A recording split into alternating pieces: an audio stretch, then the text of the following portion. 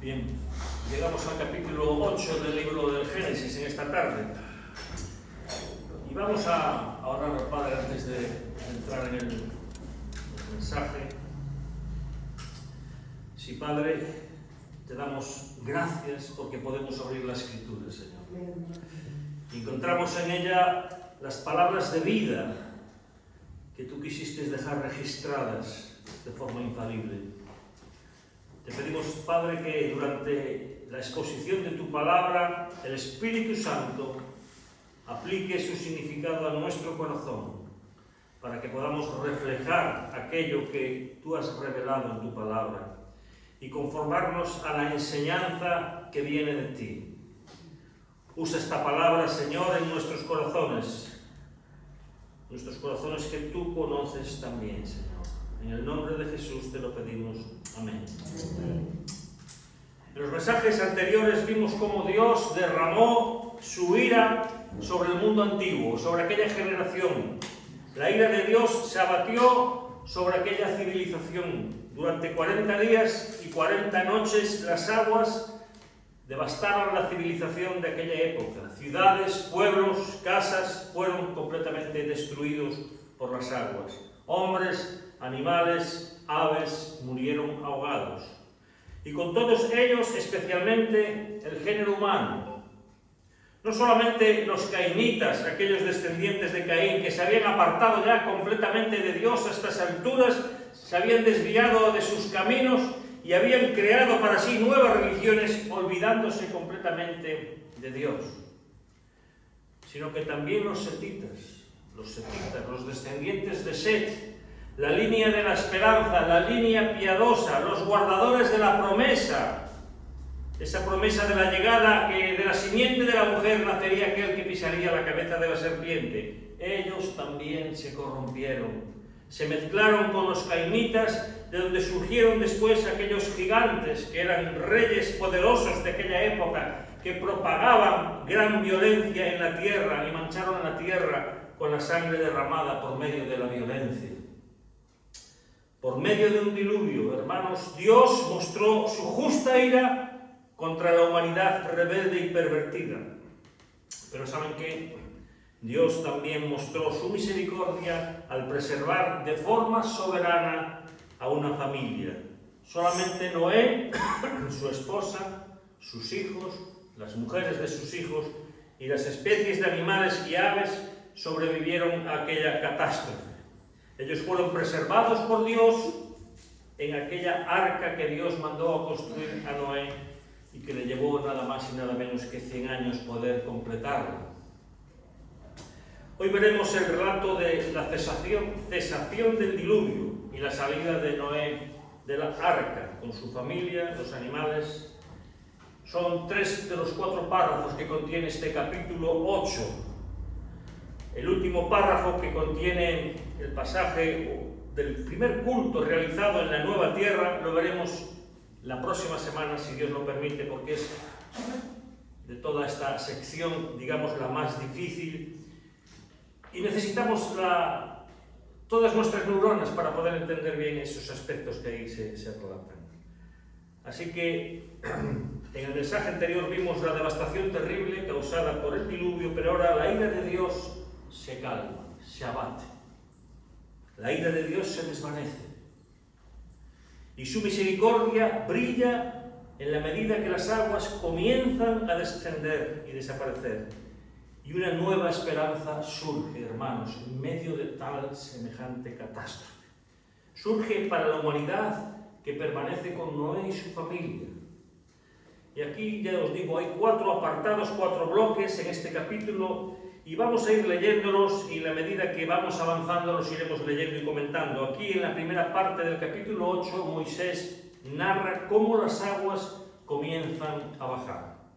Después de la furia y de la devastación que vimos la semana pasada, de esa gran inundación, versos 1 al 5, ahora vemos que las aguas comienzan a bajar. Dice así la palabra de Dios: entonces Dios se acordó de Noé. Quédate con esta expresión porque es importante y la explicaremos. Y de todas las bestias y de todo el ganado que estaban con él en el arca, Y Dios hizo pasar un viento sobre la tierra y decrecieron las aguas.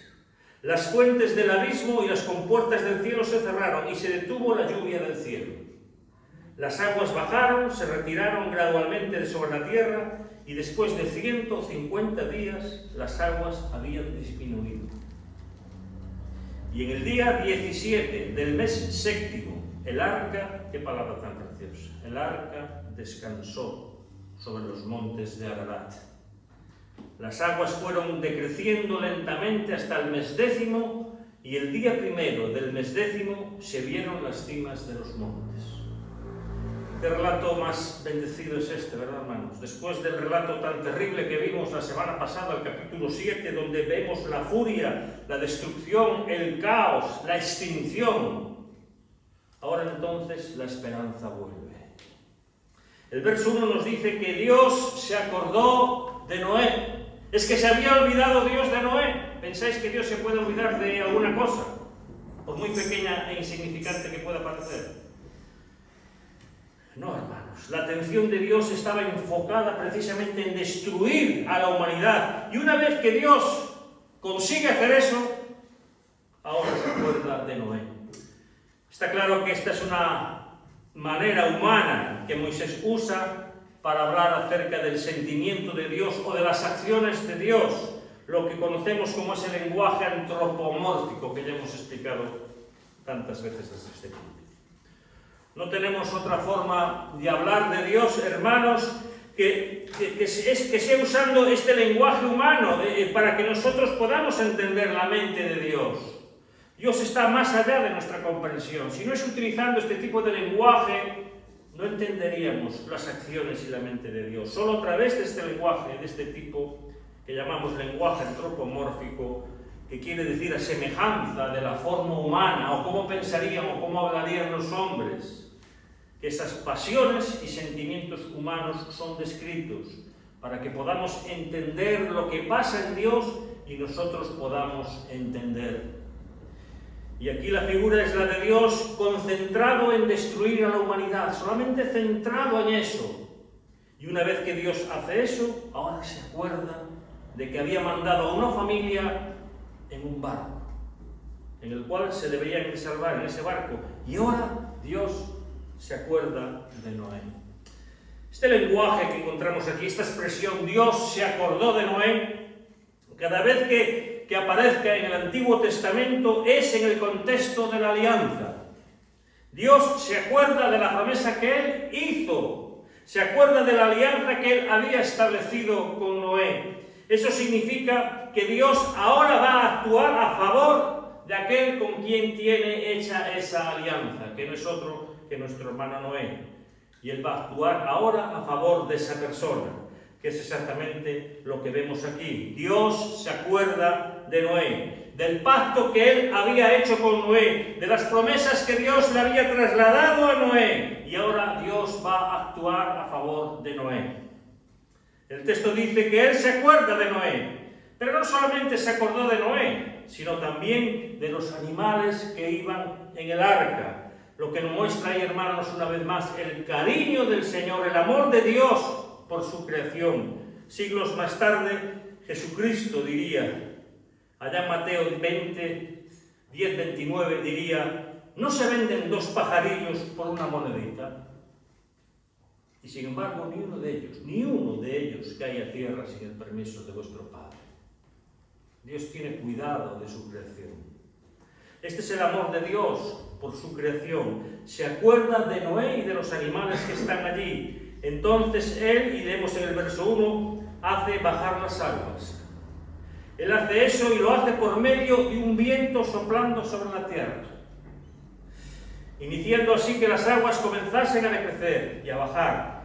Y Dios hace soplar un viento sobre la tierra, que es, hermanos, es el mismo método que había usado Dios para abrir el Mar Rojo. ¿Lo recordáis, esa historia del Mar Rojo?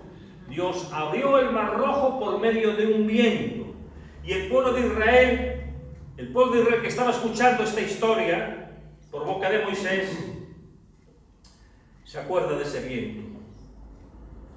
Cuando los egipcios tenían acorralados al pueblo de Israel de espaldas al Mar Rojo y por otro lado a los egipcios. Y Dios esa noche hizo soplar un viento y abrió el Mar Rojo para que el pueblo pasase al otro lado.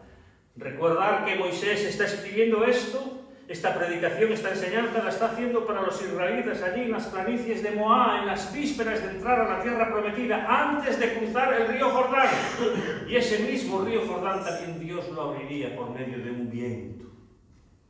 Los padres de esa primera audiencia de Moisés, ellos habían pasado por todo eso, ellos habían visto el soplo de Dios abrir las aguas del Mar Rojo. Y ese fue el mismo soplo que Dios usó para hacer que las aguas retrocedieran. Ahora esto es interesante, hermanos.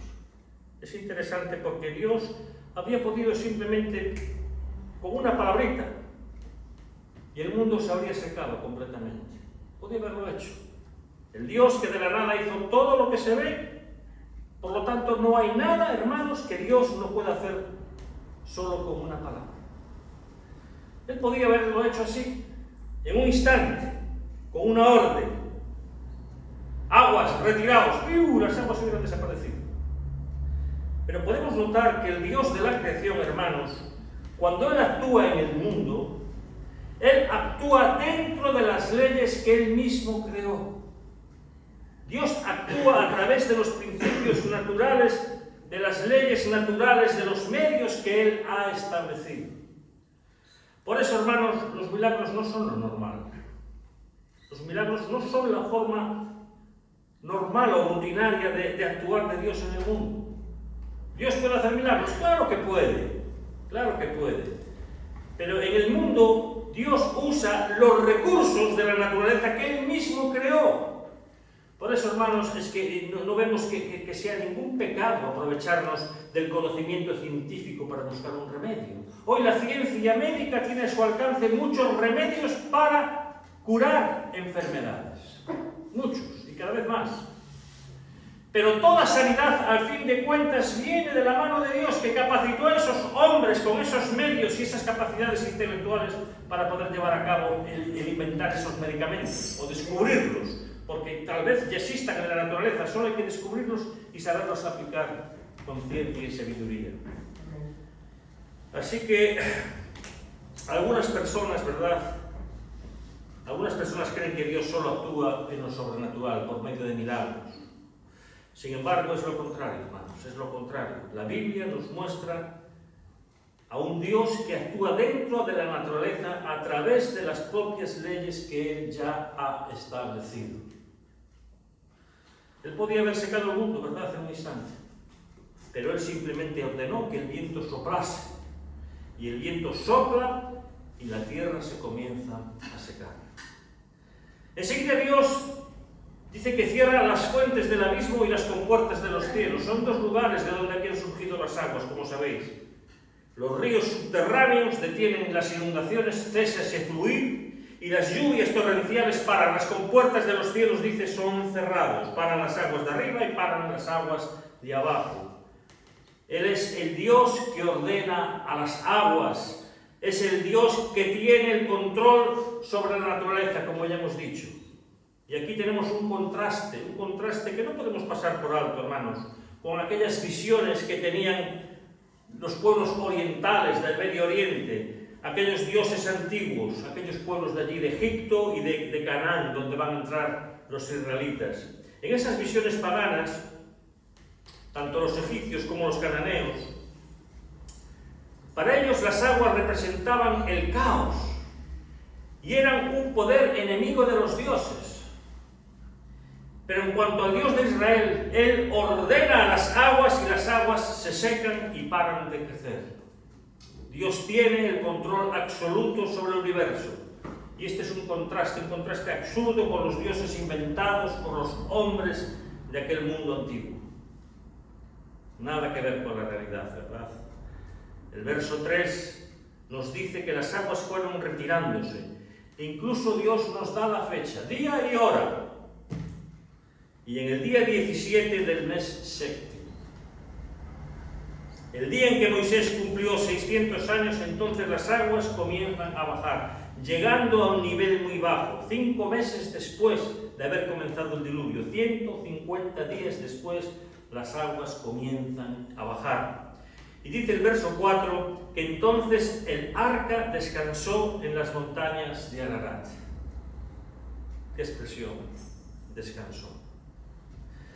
Después de un viaje peligroso, lleno de turbulencias, de peligros, tú imagínate esas lluvias torrenciales, esos maremotos, esos tsunamis, esas corrientes de agua, hermanos. El viaje no fue nada fácil para ellos. Ni para Noé, ni para su familia, ni para los animales que estaban en el arca. Pero ahora el arca suavemente reposa sobre los montes de Ararat. ¿Sabes qué, hermanos? Dios no nos ha prometido un viaje tranquilo. Lo que nos ha prometido sí es una llegada segura. Dios no nos ha prometido un viaje tranquilo en esta vida. Lo que nos promete es una llegada ciertísima al otro lado. Eso sí lo prometió, hermanos. Llegaremos al otro lado, aunque sea arrastrándonos, ¿verdad? Pero llegaremos con su ayuda, con su gracia, con su poder. Y ahora finalmente el arca reposa. Llega el momento del reposo, del descanso, pero todavía no es el fin. Todavía no es el fin. Y solo por curiosidad, para informaros un poco, que estas montañas de Ararat, estos montes, son una cordillera, una gran cadena de montañas situada en la moderna Turquía, en la parte oriental, y entrando también en el país de Armenia, entran hasta allí. De hecho, el monte Ararat, el monte más alto, porque hay dos montes, el Ararat mayor y el Ararat menor, son montes volcánicos. El mayor mide 5.137 metros, están cubiertos de nieve permanentemente. El Ararat pequeño mide 3.896 metros, más que el Teide, que tenemos aquí en España, ¿verdad? Son montes altos y están cubiertos de nieve y son de origen volcánico. De hecho, para los armenios es uno de los primeros pueblos cristianos de la historia. Y para ellos ese lugar es como, un lugar sagrado, ese monte Ararat. Lo que implica para ellos, para su fe. Saber que en esos montes, cerca de donde ellos viven, ahí reposó el arca de Noé. A veces escuchamos noticias que son un poco fantasiosas, de que se han encontrado restos del arca de Noé. No sabemos qué monte es concretamente donde se reposó el arca. Tuvo que ser pues, de los más altos, porque a medida que iba bajando el agua, allí se aposentó el arca sobre el primer monte, sobre la primera tierra que quedó al descubierto. Pero no sabemos, tú por muchas noticias que escuches de esto, luego vas a entrarte y es todo un bulo, ¿verdad? Es fábula. Nosotros no necesitamos encontrar el arca de Noé para creer en esta historia. Ahora, si el arca de Noé apareciese por una casualidad, gloria a Dios que estaría confirmando su palabra, pero nosotros creemos que la palabra de Dios es fiel y verdadera. No necesitamos de estas cosas, ¿verdad? Ni que se inventen historias de que apareció el arca, de que tal... Hay vídeos por la internet, en YouTube, que se ve, pero que luego entras allí, montaron allí una cabañita y parecía que no era. Así que apenas sabemos en qué lugar exacto reposó el arca. El monte Ararat define a toda esa cordillera, ¿verdad? El verso 5 nos dice que las aguas continuaron bajando y que 2 meses y medio después los picos de las demás montañas comenzaron a verse. Por tanto, los estudiosos concluyen que el pico en donde reposó el arca debió ser uno de los picos más elevados de esa cordillera. Como os dije, se llama el Ararat Mayor, que mide más de 5.000 metros, 5.137, pero como hemos dicho, hasta ese lugar de ubicación, hermanos, es desconocido para nosotros a día de hoy, porque los otros picos comenzaron a aparecer después de que las aguas comenzaron a retirarse y el arca se posó supuestamente en el más alto, en el primero que quedó descubierto, ¿verdad? Que las aguas bajaron, estos picos después comenzaron a verse. Ahora, no podemos perder de vista, hermanos, que el retroceso de las aguas representa, hermanos, el apaciguamiento de la ira de Dios. Claro que sí. Su furor había sido derramado sobre el mundo, pero ahora se retiraba como aquellas aguas, iba desapareciendo, y la esperanza de un nuevo mundo surgía. Ahora pasamos al segundo bloque de material que Moisés nos da aquí respecto a la revisión del diluvio, y lo encontramos en los versículos 6 al 12. Este es el segundo bloque, digamos. Dice así la palabra de Dios, versículo 6. Después de 40 días, Noé abrió la ventana del arca que él había hecho y envió un cuervo que estuvo yendo y viniendo hasta que se secaran las aguas sobre la tierra. Después envió una paloma para ver si las aguas habían disminuido sobre la superficie de la tierra. Aquí nos dice el propósito por el cual envía la paloma. Cuando envía el cuervo no nos lo dice, pero supuestamente es el mismo propósito. Pero bueno, lo vamos a ver. Pero la paloma no encontró lugar donde posarse, de modo que volvió a él, a Noé, al arca, porque las aguas estaban sobre la superficie de toda la tierra. Entonces Noé extendió la mano, cosa más bonita, ¿verdad? Sacar la mano por la ventana, la tomó y la metió consigo en el arca. Esperó otros 7 días y volvió a enviar la paloma desde el arca. Dice que al atardecer la paloma regresa a él trayendo en su pico una hoja de olivo recién arrancada. Entonces Noé comprendió que las aguas habían disminuido sobre la tierra. Esperó otros 7 días y envió de nuevo la paloma. ¿Y qué ocurrió esta vez? Bueno, que ya no volvió más a él. Aquí tenemos el registro de la estrategia que utilizó Noé para saber si la tierra se había secado lo suficiente para poder salir del arca y recomenzar con la vida. Dios le había dicho a Noé, mira Noé, dentro de 7 días va a comenzar el diluvio. ¿Lo recordáis, verdad? Y Noé empezó a meter todos los animales dentro del arca. Dios le dice cuándo empieza el diluvio, pero lo que no dice Dios es cuándo va a terminar. De aquí a 7 días voy a traer un diluvio sobre la tierra. Te aviso, Noé, entra en el arca. Y entonces comienza a entrar. Y Dios le dice a Noé cuándo va a comenzar, pero no le dijo cuándo iba a terminar. Por lo tanto, aquí tenemos una prueba de la paciencia de Noé, hermanos. Dios estaba probando sin duda la fe de Noé como prueba la nuestra.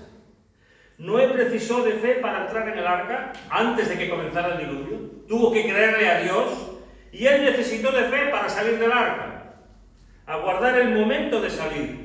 Aguardar aquel momento en que Dios habría de guiarlo. Y después de que el arca reposó en el monte Ararat, esperó 40 días.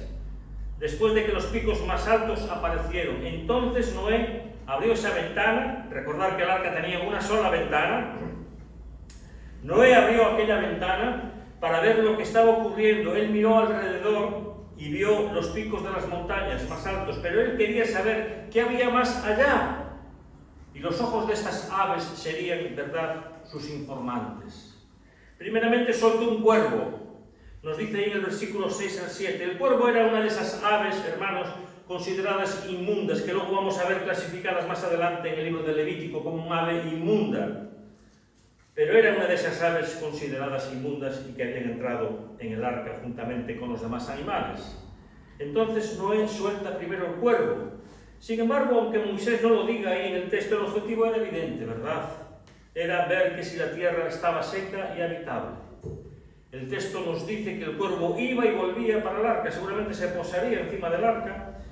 Y fijaros cómo lo traduce la Nueva Versión Internacional, o la Palabra de Dios para Todos, quizás sea la versión más acertada. Dice, y soltó un cuervo el cual estuvo volando de un lado a otro esperando a que se secara la tierra. El cuervo estuvo dando vueltas.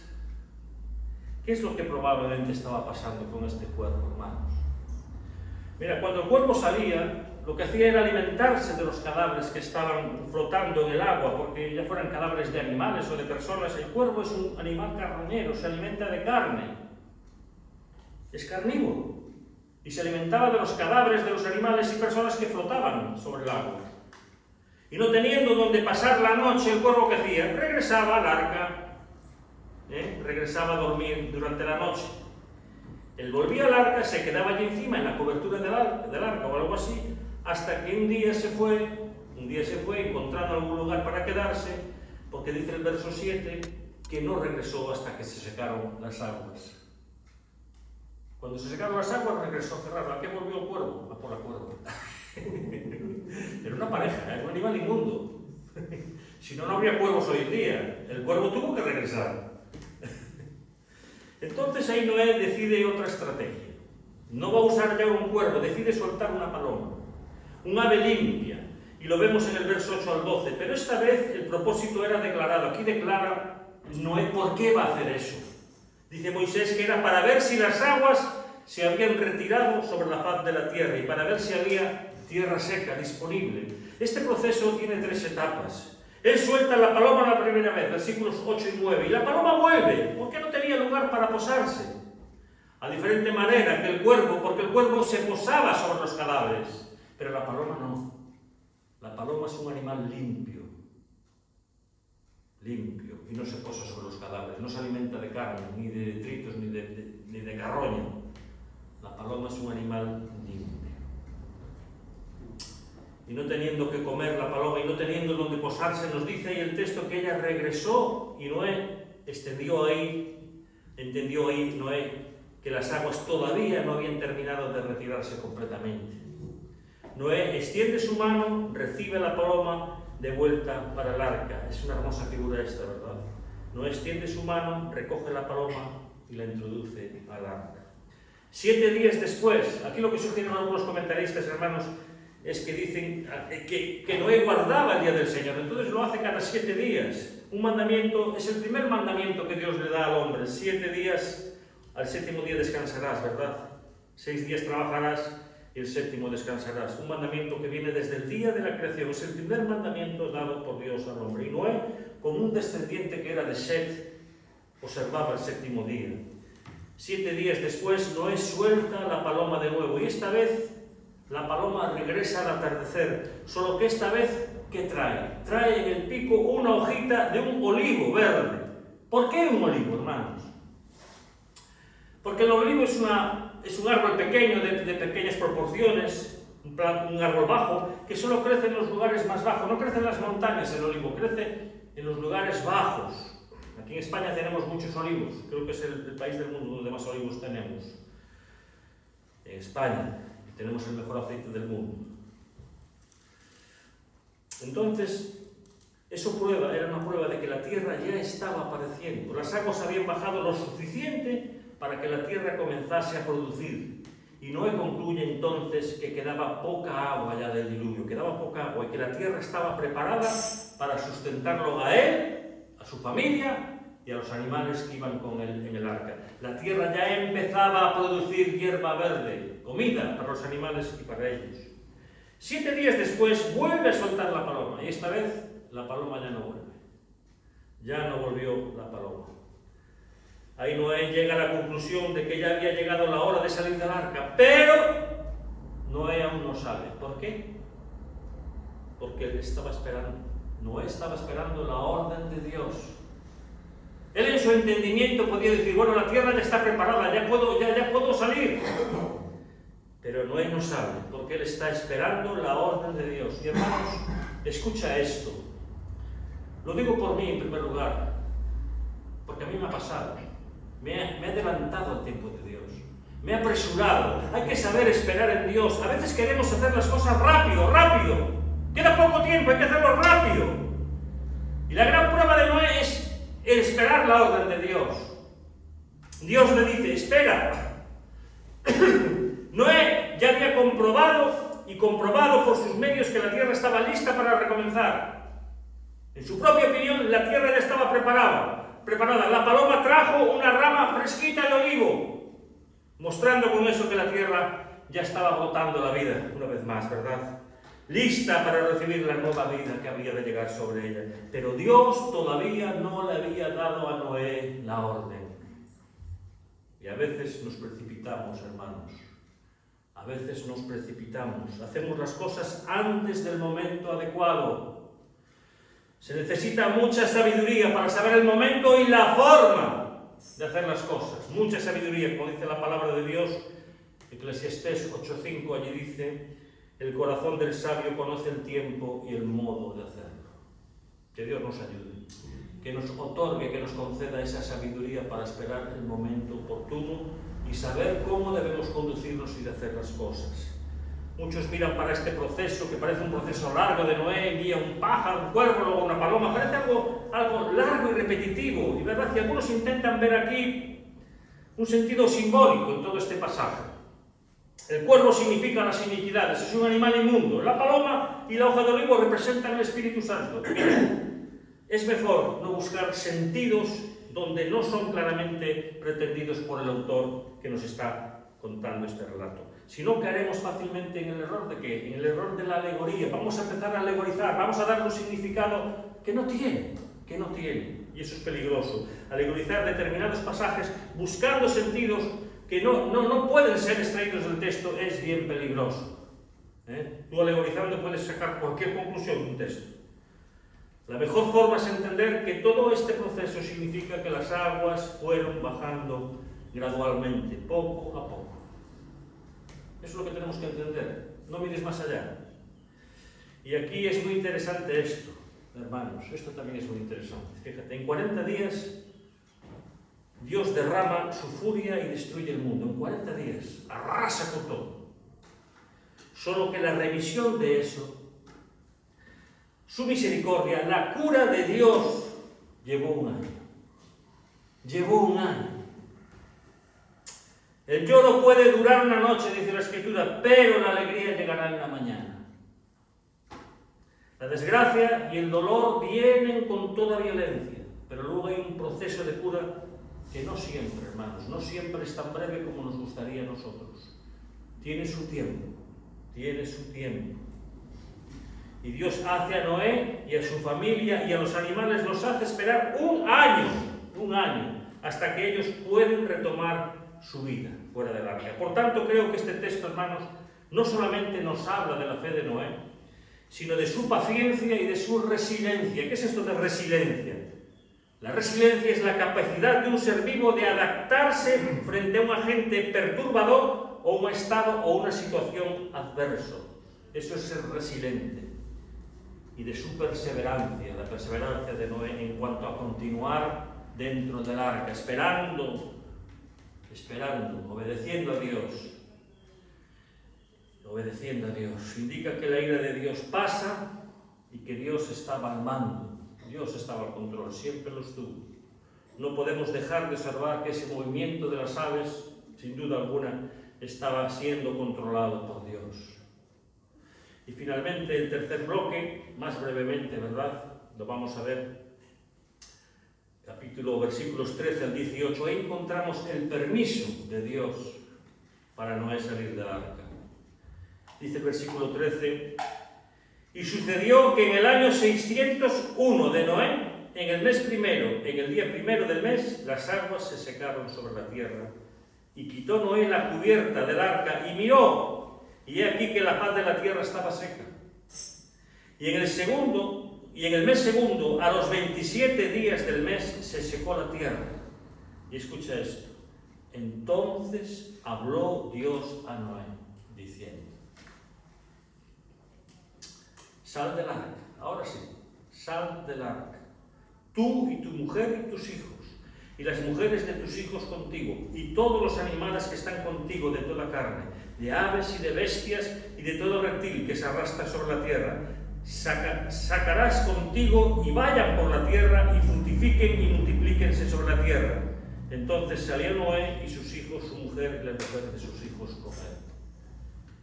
Mira, esta palabra a mí me ha tocado de forma especial, porque fue entonces cuando habló Dios a Noé. Yo esta experiencia que tuve de recién convertido, que puedo decir que Dios me habló con voz audible, porque Dios me habla cada vez que yo leo la Biblia, Dios me habla, no cabe duda. Pero esa experiencia especial, ese algo especial, yo de recién convertido, que tenía apenas unos meses de creyente, estaba soltero, vivía en casa de mi madre, eran meses de convertido. Y tuve ese sueño que yo estaba, en el sueño yo oraba a Dios y le presentaba a mi familia, y Dios me empezaba a hablar en el sueño. Y me decía esta palabra que no la olvidaré nunca: mira tu testimonio. Y en eso que era una noche de truenos. Y el trueno me despertó, y yo estaba escuchando la voz de Dios, despierto el trueno, escuchándolo y escuchando estas palabras de Dios. ¿Qué te quiero decir, hermanos? Yo pensé, dije, bueno, esto es una experiencia. Bueno, yo me levanté de la cama, caí de rodillas a los pies de la cama, cogí la Biblia y la abrí al primer sitio que me salió. ¿Y qué me aparece ahí? Tu voz es como el trueno. Me puse a temblar. Imaginaos cómo estaba yo, un recién convertido. Un recién convertido, que me pase esa cosa. Ahora digo yo, para mí, si esto me va a pasar una vez al mes o cada 2 semanas, esto es un no va más. No, 40 años, una sola vez. Yo de recién convertido pensaría que eso iba a ser la dinámica normal de Dios, que me iba a hablar así cada 15 días. Más que Moisés iba a ser yo. Sí. Pero Dios no me volvió a hablar de esta forma tan especial, tan particular. Me habla el corazón y me habla por la palabra y me habla. Dios me habla, me sigue hablando. Pero no de esta forma, a ver si me entendéis. No de esta forma que yo pensé que esto iba a ser lo normal. No. Por eso digo, cuando dice Dios habló ahora a Noé. Y tú cuando estudias la vida ya sea de Noé, de Abraham, cuando Dios le dice a Abraham, sal de tu tierra y de tu parentela, no se lo estaba repitiendo cada 2 por 3, son momentos muy puntuales en la vida de estos hombres. Pero esa palabra de Dios te queda ahí grabada para toda la vida, sigue siendo actual para mi vida. Eso no ha caducado, no ha perdido vigencia, no ha perdido valor, la palabra de Dios es así. Mira tu testimonio, ¿quieres que esa gente se convierta? Mira la luz que desprendes de ti. Mira lo que haces, cómo te conduces, cómo te manejas. ¿Qué pensarán de ti? Mira tu testimonio. Fue tremendo, pero bueno, pasó aquella vez y no pasó más. Bien, llega el gran momento, volvemos al texto, después de este paréntesis, para que entendáis la importancia que cuando dice y Dios habló a Noé. Me vino esto a la mente, ¿verdad? Las aguas se habían secado ya por completo. La tierra estaba seca. Nos dice ahí en el verso 13 lo que ocurrió 10 meses y medio después del inicio del diluvio. Exactamente cuando Noé había cumplido 601 años. Ese fue el regalo de cumpleaños de Dios para Noé, que es la fecha que registra aquí Moisés, el primer día del primer mes del primer año. Noé entonces contempla y ve la tierra seca. Final del verso 13 hasta el 14. Y él remueve esa cubierta del arca lo suficiente para mirar hacia afuera y ver que la tierra ya estaba completamente seca, preparada, pero pasan 2 meses más todavía hasta que la tierra se seca por completo, versículo 14. Entonces ya en el verso 15 vienen estas palabras, ¿verdad? Dios ordena que salgan del arca. El tiempo total desde que ellos entraron en el arca hasta el día en que Dios les ordena salir fuera fueron 12 meses, un año. Un año. Un año dentro de aquella arca. Qué alivio, ¿verdad? Salir de allí, porque allí olería de todo. Imaginaros, pasar un año allí encerrado con todo tipo de animales. Pero ellos esperaron con paciencia el momento de Dios. Esperaron en Dios, hermanos. Y ahí ellos salen del arca en ese orden. Noé, su esposa, sus hijos y sus nueras. Y después todos los animales descritos aquí como aves, animales que se arrastran conforme a su especie. Y nada más salir del arca, Dios vuelve a repetir un mandamiento que había dado al principio de la creación. ¿Os acordáis? Y Dios les da un mandamiento. Después de salir del arca, Dios le dice en el versículo 17, ya estoy terminando, ¿verdad? Dice, vayan por la tierra y fructifiquen y multiplíquense sobre la tierra. Y eso fue exactamente la misma orden, el mismo mandamiento que Dios dio cuando creó a los animales y también cuando creó al hombre. Que se multiplicasen, que cubrieran toda la tierra y que llevasen la tierra por todo lugar. Dios aquí repite la misma orden que le había dado al inicio, en Génesis capítulo 2. De poblar la tierra, porque fue para eso que Dios creó la tierra, para que ellos fuesen fértiles, fructíferos, fecundos, se multiplicasen y se reprodujesen sobre la tierra. Es por esa razón que Dios ordenó que entrasen en parejas. ¿Recordáis el relato, verdad? Varias veces Dios le dice a Noé, mete los animales en el arca, macho y hembra, porque es de esa manera que la vida se propagará en la tierra, no hay otra forma. Es de esa forma, esa es la manera, macho y hembra. Entre los animales, entre las aves, entre los seres que se arrastran y especialmente entre los hombres. Ese es el plan de Dios, ese es el propósito de Dios y no existe ninguna otra posibilidad. Es así como funciona, es así como fuimos creados y es así como funciona la cosa. Sin embargo, escuchas a personas que terminan inventando otros caminos, buscando otras alternativas y creen que es justo salirse de ese patrón heterosexual, binario, dado por Dios, de macho y hembra, y se salen de ahí. Dios dice, salgan, multiplíquense y llenen la tierra.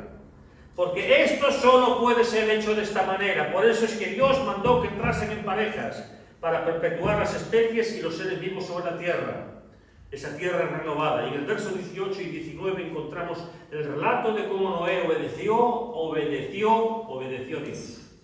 Él hizo salir los animales del arca de par en par, según sus especies, y los soltó en ese nuevo mundo delante de ellos, como el nuevo Adán. No es un nuevo Adán, la tierra recomienza. Y no podemos de ver ese paralelo aquí, ¿verdad?, con Adán, entre la creación y el momento en que Noé sale del arca. Es un nuevo recomenzar. Noé funciona como un nuevo Adán. Aquí los animales recibiendo la orden de multiplicarse en una tierra fresca, nueva, delante de ellos, allí el nuevo comienzo. Sin embargo, las circunstancias de esta nueva tierra serían distintas, como iremos viendo en sucesivos mensajes. Lo dejo aquí. La próxima semana, si Dios lo permite, veremos el primer culto que Noé le ofrece a Dios nada más salir del arca y las implicaciones que eso tiene para nosotros.